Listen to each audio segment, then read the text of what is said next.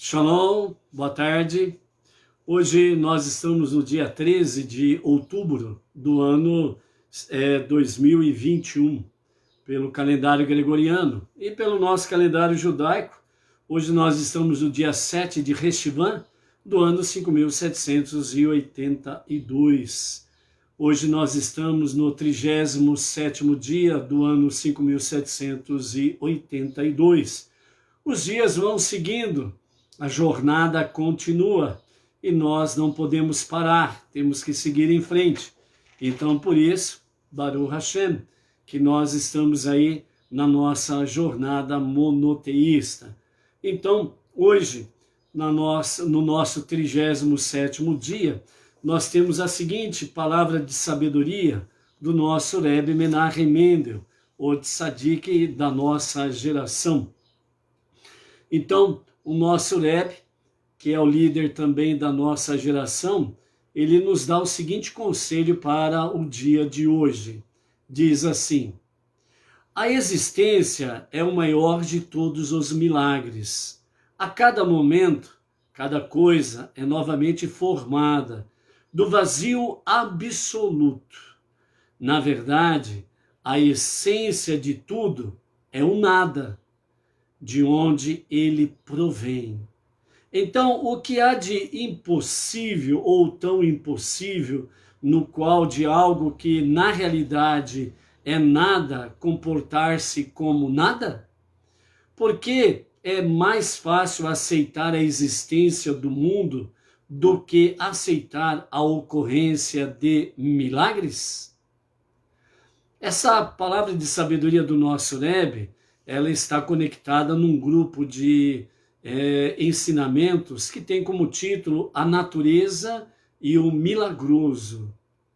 Então, vindo de trás para frente, o nosso Rebbe diz assim: porque é mais fácil acreditar ou aceitar a existência do mundo do que aceitar a ocorrência de milagres? As pessoas, elas vivem procurando milagres e vivem procurando ver aonde tem milagres. E hoje, infelizmente, em qualquer segmento religioso, onde vem vãs promessas de milagres, né?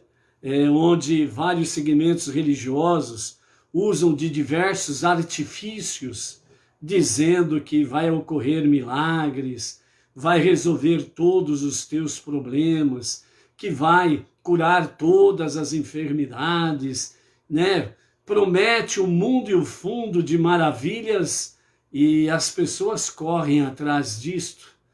Entram vazias, saem ocas e ainda por cima com dívidas, né? Porque normalmente o que acontece quando vão para esses lugares é para deixar dinheiro que são usados com fins duvidosos, né? As vãs promessas realmente dão uma visão que são vãs promessas e o uso também é duvidoso daquele dinheiro que você deixa ali. E a pergunta é: por que é mais fácil aceitar a existência do mundo do que aceitar a ocorrência de milagres? Os milagres acontecem todo dia, todo momento, a toda hora. Só que as pessoas deixaram de ter a sensibilidade espiritual de ver milagres. Por que que Yaakov, né? Yaakov Avinu, nosso pai Yaakov, né? Ele estava acostumado a ver anjos. Porque até o momento em que ele foi na fronteira para sair de Israel, para ir para a terra de Haram, lá onde teve as suas duas esposas, Leia e Rachel, os anjos que estavam com Yaakov o acompanharam até a fronteira. E depois, quando ele teve aquela visão da escada que saía da terra e ia até o topo do céu, anjos subindo e descendo, segundo a Mishnah, os nossos sábios dizem que os anjos que subiram eram os anjos que não tinham permissão para deixar o território de Israel. E os anjos que estavam descendo eram os anjos que tinham permissão da parte de Hashem para sair do território de Israel e seguir junto com Yaakov aonde ele iria, para que pudesse guardá-lo na sua ida e no seu retorno à terra prometida. E quando ele retorna à terra prometida, vem realmente aqueles anjos que ali ficaram, vêm e somam com os anjos que estão junto com Yaakov. E quando o seu irmão Esaú, vem ao seu encontro com seus guerreiros, com a finalidade de matar Yaakov e toda a sua prole, então aqueles anjos que estavam com Yaakov, na semelhança de homens guerreiros, foram à frente para exatamente obstruir a intenção de Esaú contra Yaakov. E aí, tanto Esaú como os seus guerreiros, né, apanharam e muito dos guerreiros de Yaakov. Então, quando chegaram próximo a Yaakov, eles não levantaram as suas armas contra Yaakov. Então, Yaakov, ele estava acostumado a ver milagres, entre eles, ver anjos. E hoje em dia, o que acontece? Por que as pessoas se deixam influenciar mais facilmente pela existência da matéria, do mundo que vê, e não observam milagres? Não veem milagres acontecendo, e estão acontecendo. Então as pessoas, elas procuram, entre aspas, milagres por aquilo que vê, no sentido de matéria, e deixam de ver os verdadeiros milagres. Por isso, vários segmentos religiosos por aí afora prometem o mundo e o fundo, e as pessoas correm para lá. Venham, nós vamos ter aqui um profeta que vai matar a tua fome. Venham, que nós vamos ter aqui um profeta que vai curar todas as tuas enfermidades. Venham, que aqui você vai ver cego falar, surdo ficar cego, e por aí afora vai, né? É exatamente isso. Eu não inverti nada, não. É exatamente essa confusão que os falsos profetas dos últimos tempos trazem. Confusão. O cego fala, o surdo fica cego, e o mudo, ele simplesmente não vê e nem enxerga. É assim. É uma confusão que não tem tamanho. Então as pessoas são dominadas pelo físico, pela matéria. E assim fica fácil, né, dos falsos profetas, os profetas da fome, enganar as pessoas. É simplesmente isso. Certo? Então, entre tantas realidades que nós temos por aí, amados, estão essas coisas, as falsas promessas. Porque as pessoas estão sectas para ver mais o material e deixam de ver o verdadeiro significado. Voltando ao princípio do pensamento, do ensinamento do nosso Rebbe, ele diz assim: a existência é o maior de todos os milagres. Essa é a primeira coisa que as pessoas deixaram de ver, deixaram de observar, deixaram de dar credibilidade ao milagre de Deus diário. A existência, a sua existência é o maior de todos os milagres.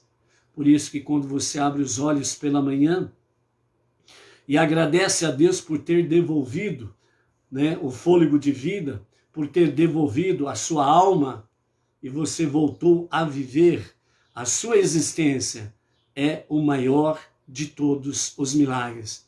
Então as pessoas não dão valor a esta realidade. Elas acordam por acordar, andam por andar, vão para lá e para cá simplesmente por ir e vir, mas não conseguem ver o maior dos milagres, a sua própria existência, a sua vida. É o maior de todos os milagres. Aí aparece um profeta da fome e vem e diz aí: vem cá, e nós vamos ungir com óleo sagrado, e você vai ser curado de todas as enfermidades. E as pessoas correm para este lugar, recebem, entre aspas, né, a unção do óleo sagrado. Veio doente, volta doente e fica mais doente ainda. Mas aí os falsos profetas, os profetas da fome, falam, se não acontecer nada é porque você não teve fé. Mas o convite, a promessa foi diferente.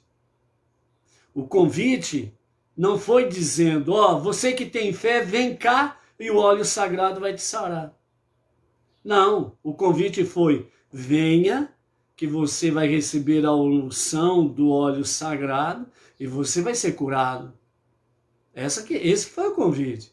Mas só que quando não acontece nada, porque de fato não acontece nada, então aí o culpado é a pessoa, porque ela não teve fé. Mas o convite foi esse convite. E o óleo sagrado, vamos assim dizer, né, o óleo ungido que está na Bíblia, ela era usado apenas para ungir reis e profetas.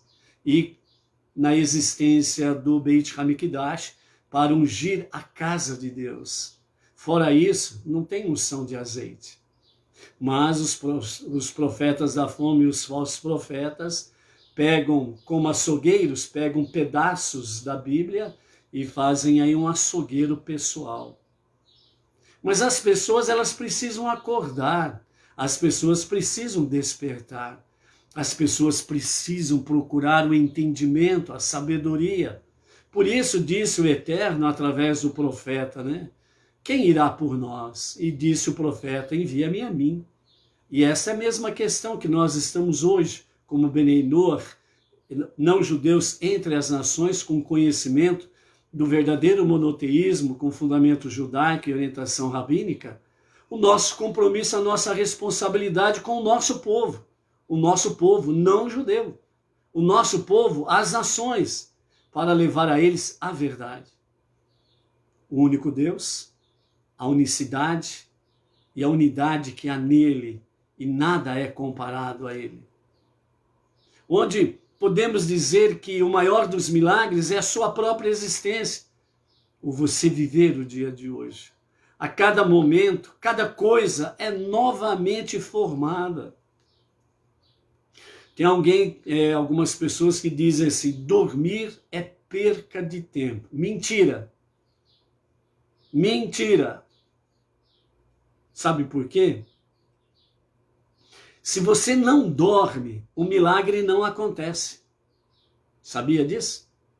Se você não dorme, o milagre da tua existência não acontece. Por isso que nós dormimos. Por isso que Deus deu a nós o sono para dormirmos. Porque quando dormimos, é como se estivéssemos mortos. A nossa alma vai à presença de Deus para a prestação de contas. E quando nós acordamos de manhã, é porque Deus foi do agrado dele devolver-nos a nossa alma, devolver a vida para nós, e por isso nós abrimos os olhos, agradecemos a Deus pela vida, pela nova vida, pelo novo dia, porque acabou de acontecer o maior dos milagres, a nossa existência. Então, dormir não é perca de tempo. Não estamos falando, obviamente, do preguiçoso que só gosta de dormir, né? Mas mesmo o preguiçoso acontece um milagre na vida dele, é ele que não reconhece, né? É ele que não reconhece, mas mesmo assim acontece um milagre na vida dele. Então, por isso que nós dormimos. Então, dormir não é perca de tempo, é nós continuarmos fazendo parte da obra milagrosa de Deus. E nessa mesma sequência, o nosso Rebbe Menachem Mendel diz, a existência é o maior, né, de todos os milagres, a cada momento, cada coisa é novamente formada do vazio absoluto. Na verdade, a essência de tudo é o nada, de onde vem tudo. Este é o grande milagre de Deus, a grande ação de Deus, porque é do nada que Ele faz tudo. Por isso, cada manhã é um novo milagre, uma nova existência. É onde o nosso Rebbe diz, e os nossos sábios somam a isso, dizendo que cada dia novos milagres acontecem. Uma nova criação Deus está fazendo. Ou seja, para você entender, pode ser que você não entenda de imediato, mas poderá entender se você tiver essa conexão com Deus. Se nós temos a consciência que o ontem é passado e não existe mais, se nós temos a consciência que o amanhã pertence a Deus e o amanhã é Ele que também estará escrevendo este amanhã, e o que conta para Deus é o hoje, o momento em que nós estamos vivendo, por isso a nossa existência é o maior dos milagres.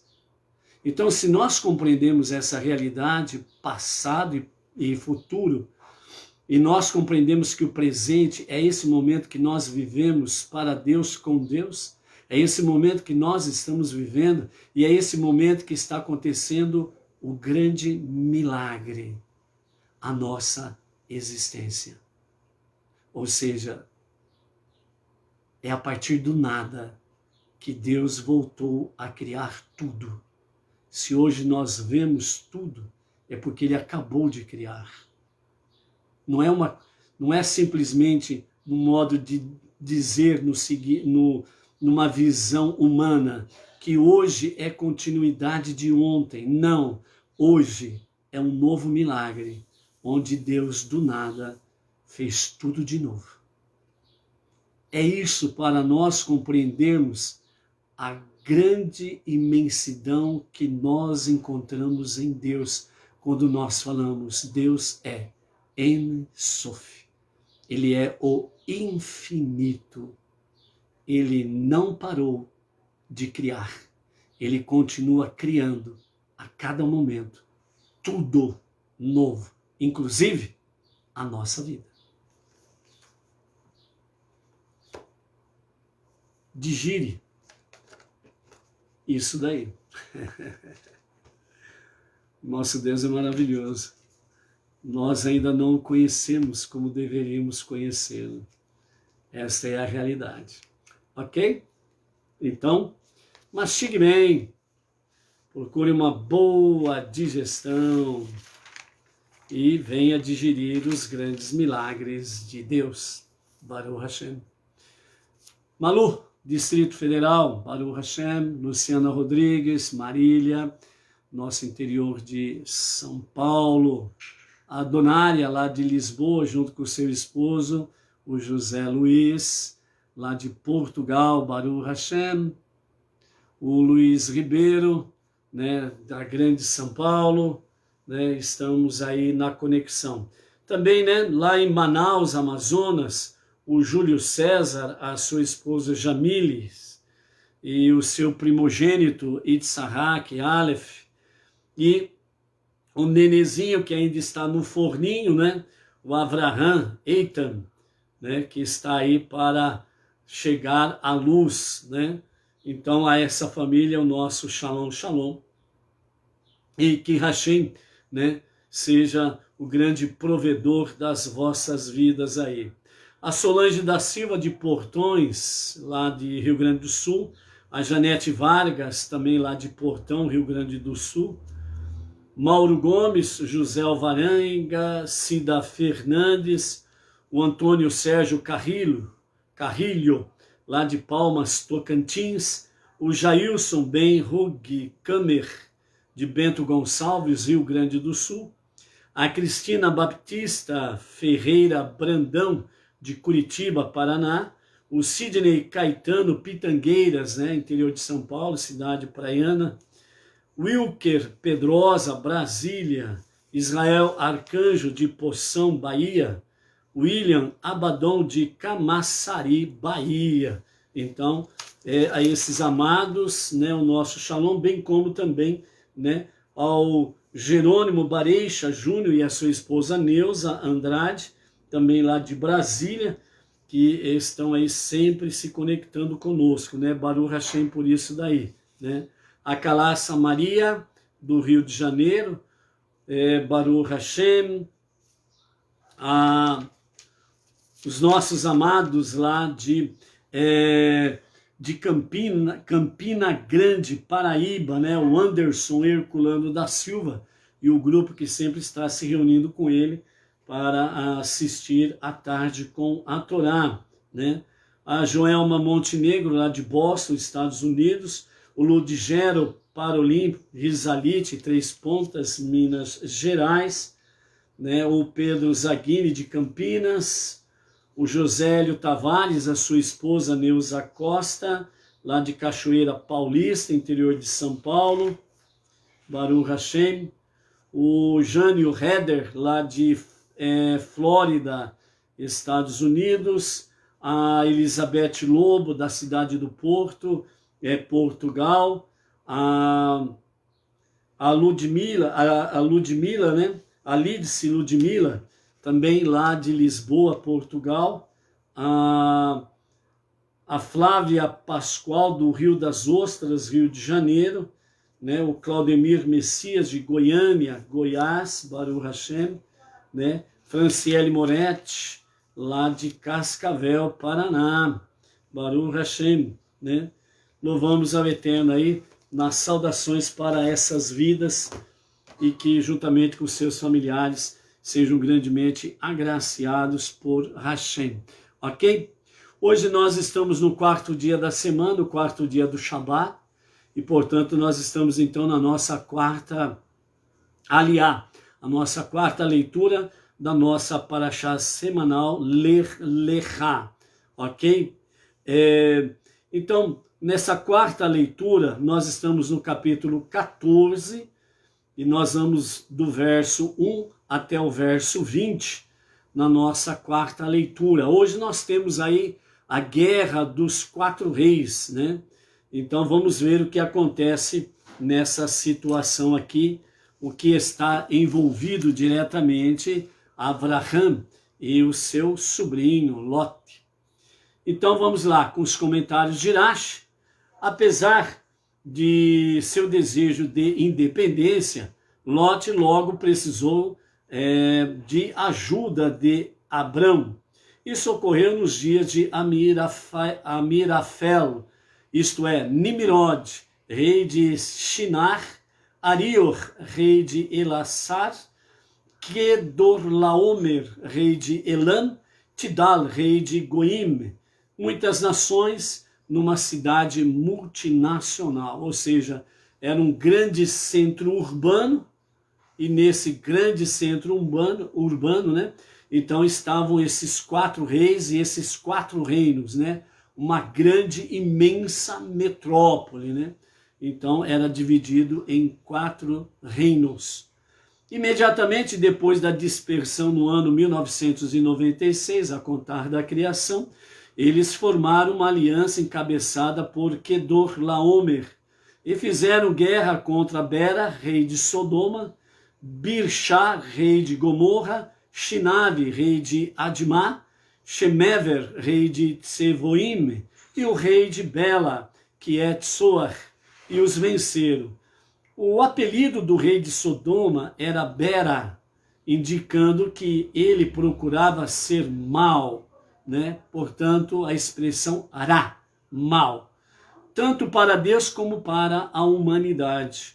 O rei de Gomorra recebeu a alcunha de Birsha, que mostrava que ele superava Berá em maldade, né? Então, Berechá, tanto para com Deus quanto para com a humanidade. O cognome do rei de Admá era Shinav, um sinal de que ele odiava a Deus. Por isso, odiava no hebraico Saná. Odiava a Deus, seu pai celestial. Então, o rei de Tsevoim era denominado Shemever, o que revelava que ele punha partes do seu corpo, né, para rebelar-se contra Deus, né? Então ele usava as partes do seu corpo para fazer tudo aquilo que era contrário à vontade de Deus, né? Então entra promiscuidade, companhia limitada. Continuando então, assim os reis de Sodoma e Gomorra buscavam comportar-se de forma cruel com Deus e com a humanidade. Ou seja, aqueles que não submetiam às suas ideologias, à sua prática promíscua, perversa, quem não concordava com eles ou quem não fazia o que eles faziam, simplesmente eram torturados, abusados de diversas formas e no final eram mortos. O rei de Belá, em contraposição, não era tão mau quanto os seus camaradas.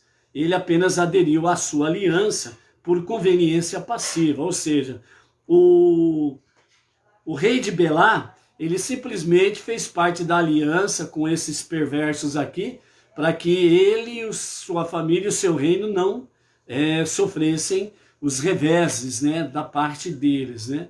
Isso daqui representa exatamente o tipo de pessoa que não é nem sim nem não, muito pelo contrário, né? É aquela pessoa que não tem uma fé ativa e a sua fé é passiva, mas também não é aquelas coisas, é elas por elas e patati patatá. Para que lado que está soprando o vento? Para o norte? Então estou indo para o norte. Hoje o vento está soprando para o sul, vou para o sul. Então aquele representa aquele tipo de pessoas que não tem uma personalidade própria, né? Ela vai junto com o vento, né? Então, essa questão aí.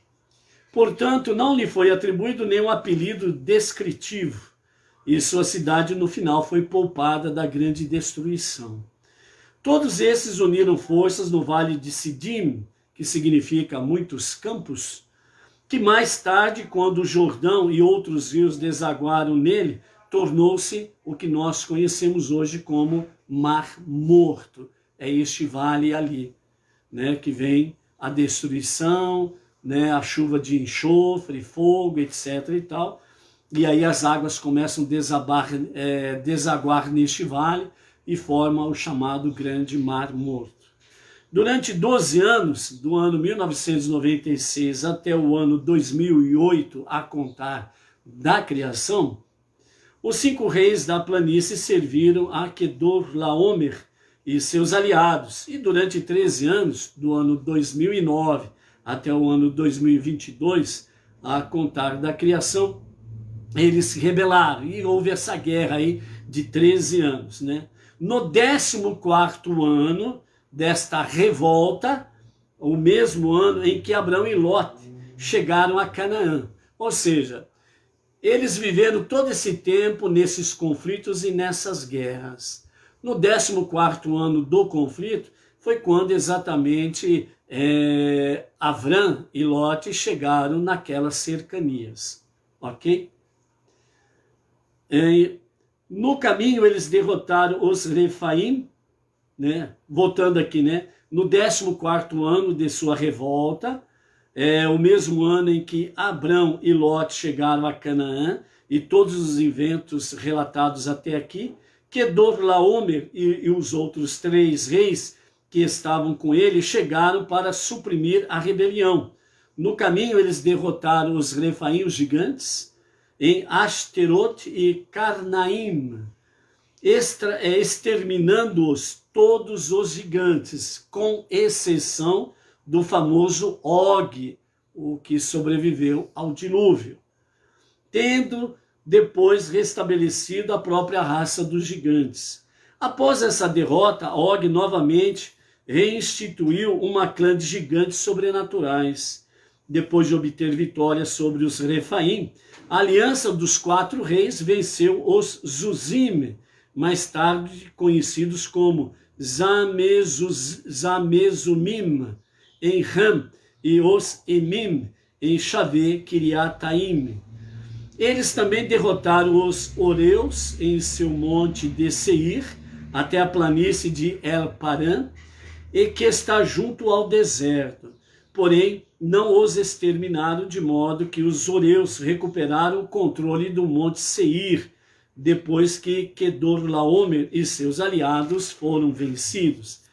Eles então voltaram e chegaram a En-Mishpat, o poço do julgamento, uma fonte ao redor do qual os habitantes da região se reuniam para realizar audiências judiciais, e no futuro, ali, Moshe e Arão seriam sentenciados a não entrar na terra de Israel, que também é conhecida como Kadesh, né? As águas das contendas lá, referente a Moshe e Arão. O mesmo lugar aqui, onde estas nações se reuniam para tratar de decisões judiciais. No futuro, no mesmo lugar, Moshe e Arão têm aí as águas da contenda, e é onde eles são sentenciados a não entrarem na terra prometida. Eles conquistaram todo o campo em que mais tarde se assentariam os Amalequitas, bem como os Amoritas que viviam em Hatzatson Tamar, depois conhecida como En-Gedi.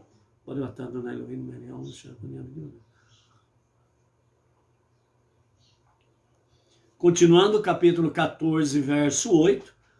O rei de Sodoma, o rei de Gomorra, o rei de Adamá, o rei de Tsevoim e o rei de Belá, que é de Soar, saíram e lhe deram combate no vale de Sidim, contra Quedorlaomer, rei de Elã, Tidal, rei de Goim, Amarafel, rei de Shinar, e Arior, rei de Elassar. 4 reis contra os 5 reis. Embora estivessem em desvantagem numérica, estes 4 reis ganharam a batalha. O vale de Sidim estava cheio de poços de lama, que forneciam aos habitantes da planície barro para a construção. Quando os reis de Sodoma e Gomorra fugiram, caíram ali no pântano da lama. O rei de Sodoma, milagrosamente, escapou do poço em que caíra, e, por conseguinte, os céticos que antes tinham lançado dúvidas sobre a veracidade da sobrevivência miraculosa de Abraão à fornalha de Nimrod, então passaram a crer que tais milagres são possíveis.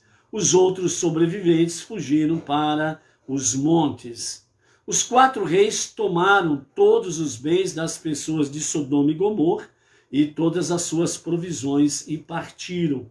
Aqui nesse verso do capítulo 14, verso 11, onde fala da batalha, né? Então é exatamente aqui, segundo os nossos sábios, que Nimrod morre nesta batalha aqui, né?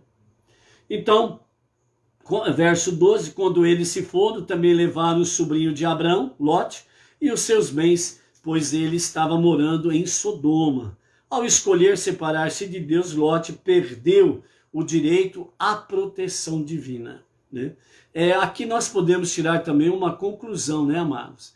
Diga-me com quem andas e te direi quem és. É um velho ditado que todo mundo conhece, né? Então aqui nós vemos, né, Lote, enquanto ele estava com Abram, né, ou Avram, ele tinha a proteção divina. E depois que ele deixou Avram, ele perdeu essa proteção divina. Aí aconteceu o que aconteceu. Por outro lado, nós temos também uma questão inversa, né? Avram, enquanto tinha a companhia de Lote, Deus não falava com Avram. Simplesmente não falava com Avram, não se comunicava diretamente com Avram. E quando Lote se separa de Avram, então Deus volta a conversar com Avram. Então aí nós temos também o outro lado da moeda, ou seja, se você é de Deus, se você está nas 7 leis universais, nas preces diárias, você está estudando Torá, está fazendo tzedakah, você está se esforçando dia a dia para servir a Deus da melhor forma possível. Então esse exemplo de Avram e Lot mostra para nós uma realidade também. Diga-me com quem andas e Deus não falará contigo. Entendeu? Então nós temos que tomar cuidado também, né? Quem são as nossas companhias. que podem bloquear uma ação direta de Deus com as nossas vidas, certo? Então essa é uma realidade que nós também precisamos ter foco nessa realidade aí, ok? Continuando, capítulo 14, verso 13. Og, único sobrevivente da batalha entre os 4 reis e os Refaim, os gigantes sobrenaturais, veio e contou a Abram, o hebreu, né, que também é chamado de Ivri. E Ivri significa do outro lado, né? Aquele que é do outro lado, né? Então ele veio de outro lugar, ele veio de outro lado. Isto é, aquele que veio do Oriente, da outra margem do rio Eufrates, que estava residindo nas planícies de Mamre, o Amorita, irmão de Escol e irmão de Aner, que eram aliados de Abrão. Og esperava, quando ele deu a notícia a Abrão de que o seu sobrinho Lote foi levado pelos 4 reis, né? Então ele tinha certeza que Abrão iria em socorro do seu sobrinho. Então, segundo Rashi, e os demais sábios concordam com isso, que o objetivo de Og, o gigante Og, era realmente dar essa notícia para Abrão, mas com a finalidade, né, que ele saísse para resgatar a Lote, o seu sobrinho, e que ele viesse a morrer nessa batalha, né? Assim como esses 4 reis, que estavam em menor número, venceu os outros 5 reis, então certamente Abrão, que possuía nada mais, nada menos do que 318 homens para ir a esta batalha, né, contra 4 reis, em milhares de soldados, né, 318 formiguinha, diante de 4 reis e os seus exércitos, né? Então Og tinha certeza que Abrão morreria. E qual era o objetivo dele? Era tomar Sara, ou no caso aqui ainda era Sarai, e ele tomaria Sarai para ser a esposa dele, né? Então, olha o objetivo do gigante Og. Então, quando Abrão escutou que seu parente fora feito cativo, ele armou o seu principal servo e o seu maior discípulo, Eliezer, encarregando-o de seus 318 homens treinados, nascidos em sua casa. Embora os 4 reis se tivessem revelado invencíveis contra os 5 reis da planície, Abrão não hesitou em combatê-los. Ele deu instruções aos seus aliados, Aner, Escol e Mamre, para que ficassem e protegessem suas tendas. E ele saiu então em perseguição até Dan, onde profeticamente previu que seus descendentes ergueriam um ídolo público para competir com o templo de Jerusalém. Essa visão desalentadora minou-lhe as forças e ele teve de parar para poder descansar e recuperar as suas forças, as suas energias. Ok? O Luiz Ribeiro, Itaquera, Grande São Paulo, chegou por aí. A Inês Martins também chegou por aí. Shalom, shalom para vocês. Continuando, capítulo 14, verso 15. Então, Abrão e seus servos tinham se dividido para perseguir os 4 reis, caso fugissem em várias direções. A busca continuou pela noite adentro, e Abrão atacou antes da meia-noite. Embora houvesse apenas 318 soldados, as estratégias de Abrão e a habilidade militar de Eliezer asseguraram-lhe uma vitória milagrosa. Posteriormente, como foi dito, Abrão os perseguiu, mas só até Dan, também conhecido como Rová, que significa culpa, por causa da idolatria que seria praticada no futuro no mesmo lugar, que fica ao norte de Damasco. Como reconhecimento pela prontidão de Abrão para perseguir o inimigo a noite toda, Deus reservou o meio da noite, que não é usado para a futura libertação miraculosa, né? Vamos colocar as vírgulas no seu lugar, ok? Como reconhecimento pela prontidão de Abrão para perseguir o inimigo a noite toda, Deus reservou o meio da noite, que não é usado, né, comumente não é usado o meio da noite, para a futura libertação miraculosa dos descendentes de Abrão do Egito. Ou seja, exatamente nesse período, né, da meia-noite para frente, nessa ação de Abrão, então Deus reservou esse horário, né, exatamente para a saída do povo israelita da terra do Egito para a terra prometida. Então veja a ação de Abrão no presente, que vai repercutir no futuro. E ele recuperou então todos os bens, também trouxe de volta o seu sobrinho Lot, com todos os seus bens, assim como as mulheres e as outras pessoas. Depois que ele voltou de sua vitória sobre Quedorlaomer e os reis que estavam com ele, o rei de Sodoma saiu para saudá-lo em vale aberto, uma planície destituída de árvores e outros obstáculos à movimentação, que era o campo de esportes do rei de Sodoma. Em campo de esporte, esse campo de esporte, para se ter uma ideia, ele tinha 180 cúbitos, que significa 88 metros de comprimento. E de largura ele tinha em torno de 7.465 metros quadrados, quer dizer, era um grande vale realmente, né? Ali os sobreviventes da guerra unanimemente proclamaram então Abrão seu rei. Então naquele momento Abrão foi reconhecido como rei de todos ali. No verso 18 nós temos aí sobre a questão de Malquisedec, né? Então Shem, filho de Noar, ele também era conhecido como Malquisedec, certo? Meu rei é justo. Então, da forma popular como ficou conhecido Malquisedec, né? É Shem, filho de Noar. Então Shem, filho de Noar, é o mesmo Malquisedec, né? Então, veio também ali no vale aberto e trouxe pão e vinho para Abrão, né, e os seus 318 soldados, porque esse era um costume de receber de volta os soldados que voltaram da guerra, pão e vinho, para restabelecer as forças e as energias. Era também a maneira, né, que os soldados eram recebidos. E dessa forma também indicar-lhes que seus próprios descendentes um dia levariam também oferendas de grão e de vinho a Deus no local em que se situava sua cidade, a futura Jerusalém.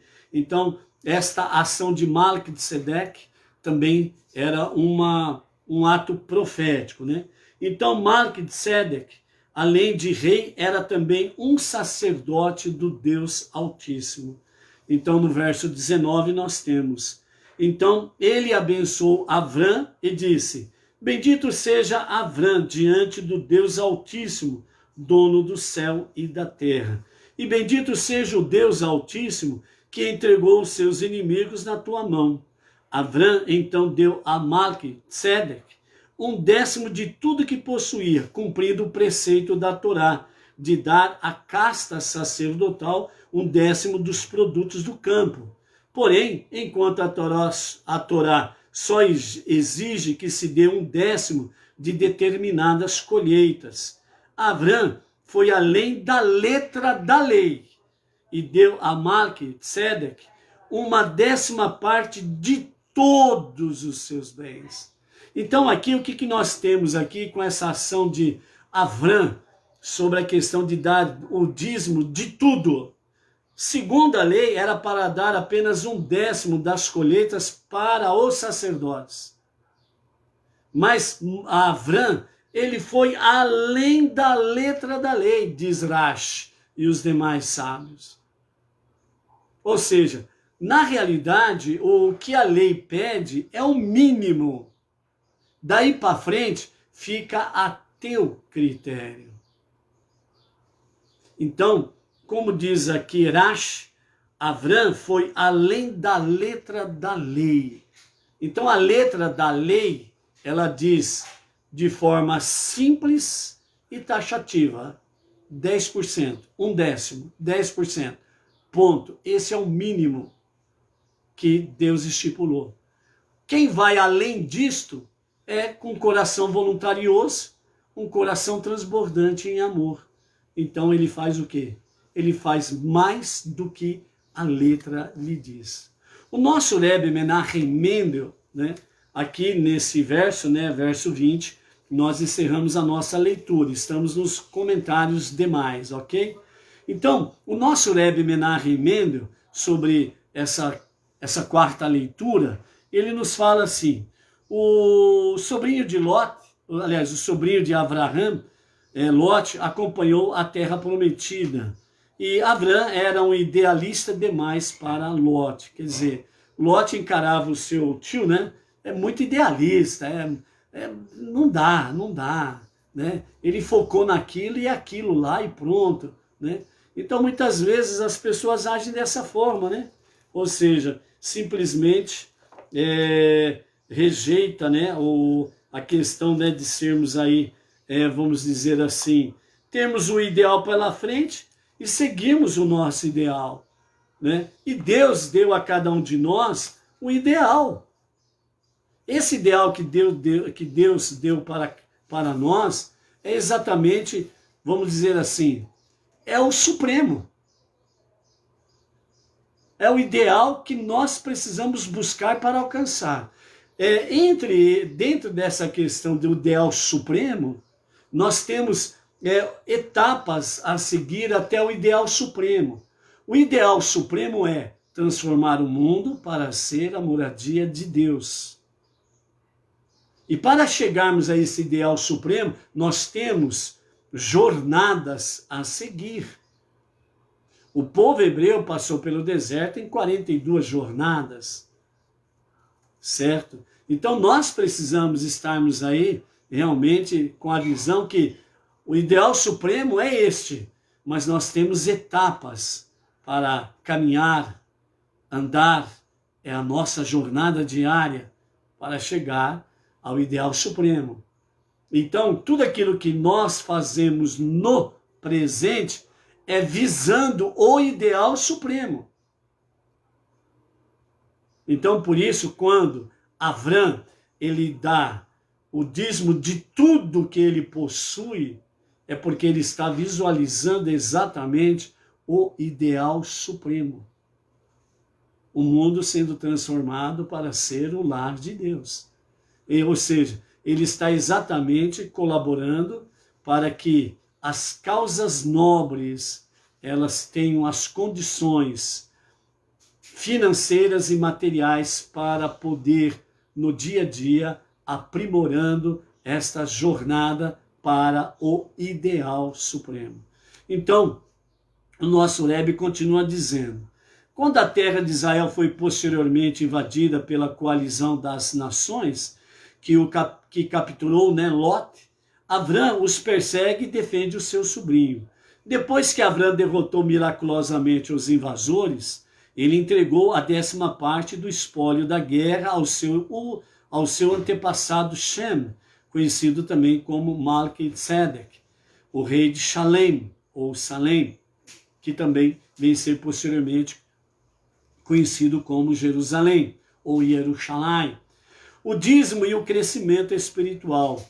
Avram deu 1/10 de tudo. Dar o dízimo de nossa riqueza por causas nobres, continua o nosso Rebbe Menachem Mendel, dar o dízimo de nossa riqueza para causas nobres e divinas expressa a consciência que tudo que possuímos pertence a Deus e deve, portanto, ser usado para propósitos sagrados. Geralmente acumulamos riquezas com o objetivo de melhorarmos as nossas vidas e as vidas daqueles a quem amamos. Quanto mais interiorizarmos os valores da Torá, mais o nosso objetivo vai fundir-se com o nosso desejo de transformar este mundo no lugar mais divino, a casa de Deus.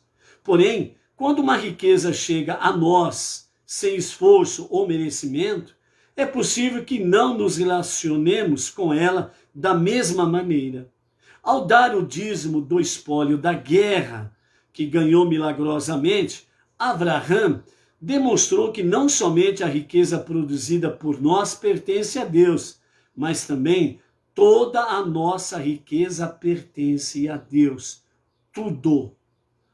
Deus promete nos recompensar com muitas vezes mais por darmos a Ele o nosso dízimo. E, na verdade, nos implora para testá-lo nisso. Por isso que está escrito, provai e vede como o Eterno é bom. Está escrito. Ao seguir o exemplo de Abrão, oferecendo também o dízimo das riquezas que tenhamos obtido sem haver trabalhado por elas, nossa vida demonstrará como ele recompensa aqueles que cumprem a sua vontade. E desta forma, disseminaremos o conhecimento da bondade e generosidade de Deus pelo mundo todo. Ou seja, o mínimo que Deus estipula é 1/10 ou 10% do dízimo de tudo que você possui. Então, aliás, esse mínimo que ele estipula é a partir daí que você vai fazer o a mais. Esse a mais compete ao seu coração voluntarioso e transbordante em amor. Quanto mais você valorizar a obra divina, quanto mais você valorizar o ideal supremo, que é transformar este mundo para ser a moradia de Deus, e usar, no mínimo, o dízimo para as causas nobres de Deus, então você verá como que realmente Deus, ele ama ser testado. Provai e vede como o Eterno é bom. Então, amados, o exemplo de Abrão é um exemplo que seguiu posteriormente todas as gerações do povo hebreu. E todo não-judeu que vai seguindo o exemplo sempre experimentam das recompensas divinas, porque ele é bom. E ele, nesse sentido, obviamente, ele ama ser testado, como diz o nosso Rashi e os nossos sábios da palavra. Então, provai e vede como o Eterno é bom. Então, no mínimo, comece a contribuir para as causas nobres com o seu dízimo. A partir daí, você vê aquilo que você vai recebendo como uma direção divina e vai aumentando de 10 para mais. E verás realmente como essa poupança em Deus é algo espantoso. Por quê? Porque ele é fiel e ele é bom. Ok? Então, por isso, amados, nós temos aí que não importa, para irmos para o nosso encerramento, nós vemos aí diante dessas batalhas que não importa o grande número de inimigos que possam se levantar contra nós. Não importa o número de adversidades, problemas, aflições, angústias ou coisas semelhantes que se levante contra nós. Nós temos En Sof. Nós temos o único e o verdadeiro Deus que é infinito. E ele está acima de tudo e de todos. E somente ele é único e poderoso para socorrer a cada um de nós. Portanto, como diz a palavra inicial da nossa reflexão de hoje, Deus, do nada, ele faz milagres. E ele está fazendo milagres dia a dia. A sua existência, a sua vida, é o maior dos milagres que Deus faz todo dia. Então, a tua vida pertence a Deus. Sirvam com coração verdadeiro, alegre, voluntarioso, transbordante em amor. e verás a cada momento do seu viver como ele é bom. Até amanhã. Shalom, shalom.